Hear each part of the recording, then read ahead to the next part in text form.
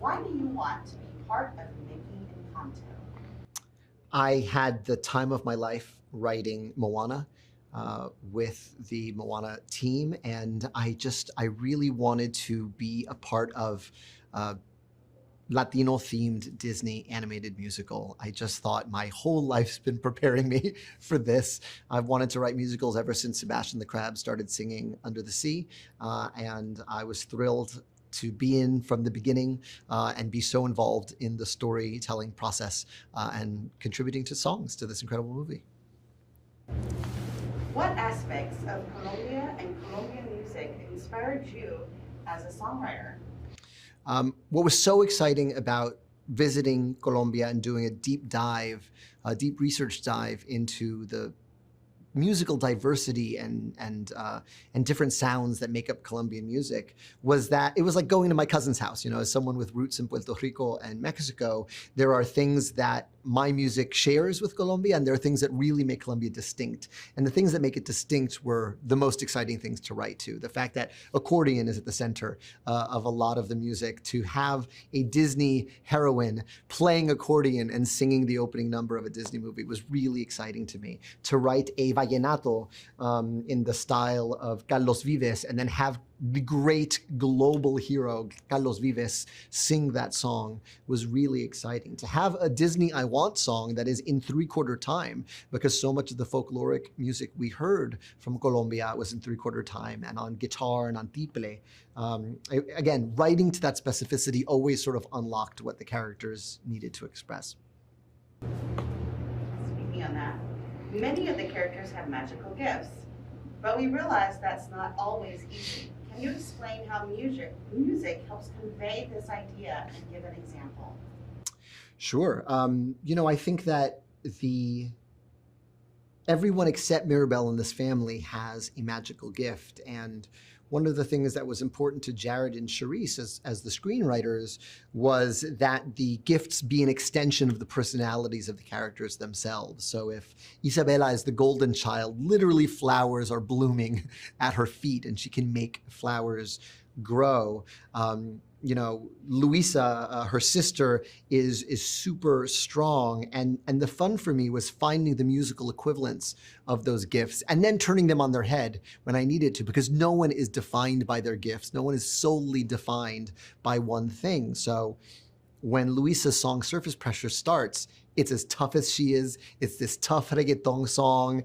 It's like diamonds and platinum. I find them, I flatten them, I take what I'm handed. You know, it's just like incredible. I break what's demanded.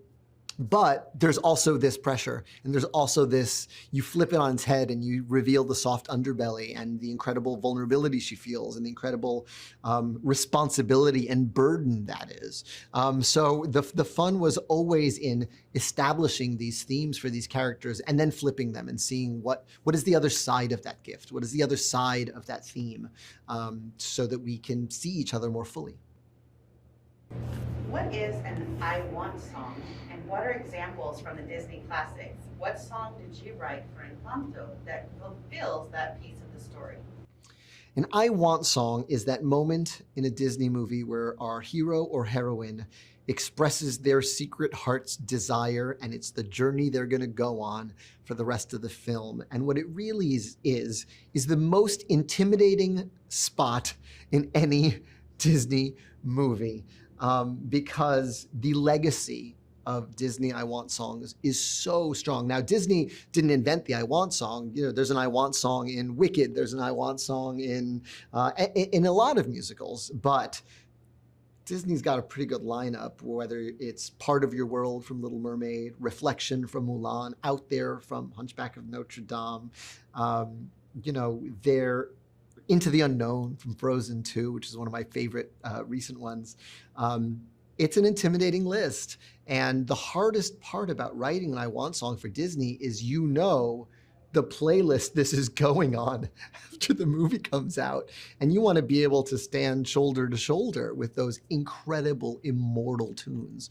And so it's always the hardest one to write. I remember locking myself in my childhood bedroom to write How Far I'll Go from Moana, because that was the only way I could sort of clear out the clutter of, you know, the shadow of Let It Go to be able to write it. I had to really reconnect with my 16-year-old self to write that tune. And the same was true with Encanto, the song in that spot. It's called Waiting on a Miracle. And it's Mirabel, who has been holding in a lot. And she's proud of her family, she loves her family, and she knows deep down she isn't seen in the same way as the rest of her family, and she wants to be seen. And it's a lot of false starts and wrong songs to get to just the right song. And then it's taken to the next level by Steph Beatriz's incredible performance. She just sang the heck out of it. And that's really what I think makes it soar. What is We Don't Talk About Bruno about, and how does the song come together on the big screen?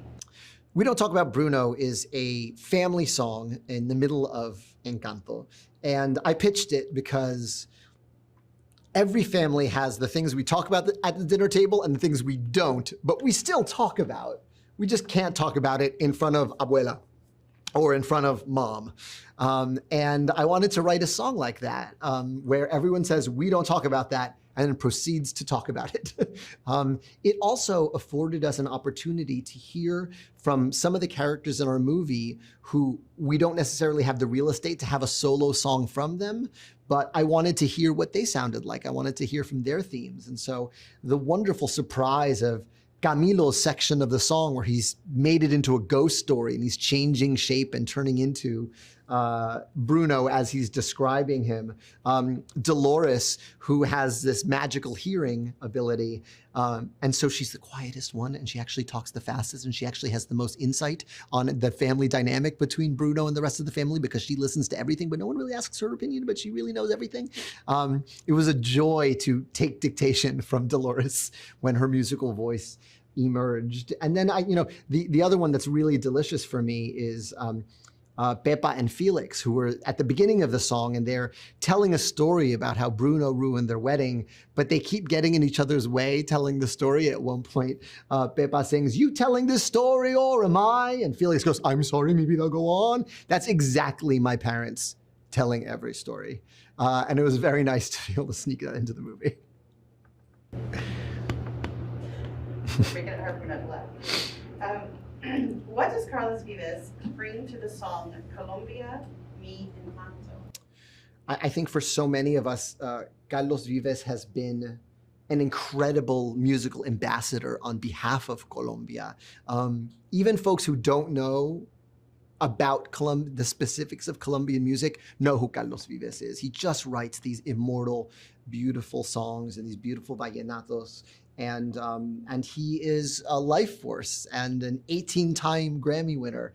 And it was a dream to get to work with him on this song. I was so proud of his rendition of the song I wrote, and how he brought it to another level with his musicians and his band. They took it to a place I never could have dreamed of. What does Dosorogitas, first in your songwriting career, how does this song extend beyond the film storytelling? Yeah, Dosorogitas literally means two caterpillars. And this was a moment in the movie where we reveal a painful bit of family history, and it didn't feel right for a character to sing about it in real time. Every other song in the movie, actually with the exception of Colombia y Encanto, which is playing at the party, is a character singing about what they're going through. And what I wanted to do for this moment was write a folk song that feels like it's always existed. And I wanted to use nature imagery because so many of the great folk songs go to beautiful nature imagery. I was inspired by the animators. The animators had this beautiful butterfly motif throughout the film of the flame of a candle turning into a butterfly, and that butterfly turning into a miracle. And I just remember thinking, well, every butterfly is kind of a miracle when you think about it. Every butterfly is a caterpillar who has to destroy their own selves to become their next self. And so I had the idea of a song about two caterpillars in love who are scared to let each other go, but they have to let each other go because you can't become the next version of yourself unless you let go. And that was such a beautiful, natural metaphor for what the Madrigal family is going through. They are a family that loves each other, but they're all holding on too tight. And so that was really exciting to find that. And I went far out of my comfort zone in terms of the vocabulary in Spanish I needed. I'm much more fluent in English than in Spanish, but I felt very strongly I needed to write it in Spanish because that's how I would unlock it. And that's exactly what happened. And I'm really proud of it. And then, of course, Sebastián Yatra's beautiful rendition of the song in the movie takes it to a whole other place. Perfect. Thank you so much. Great. Thank you.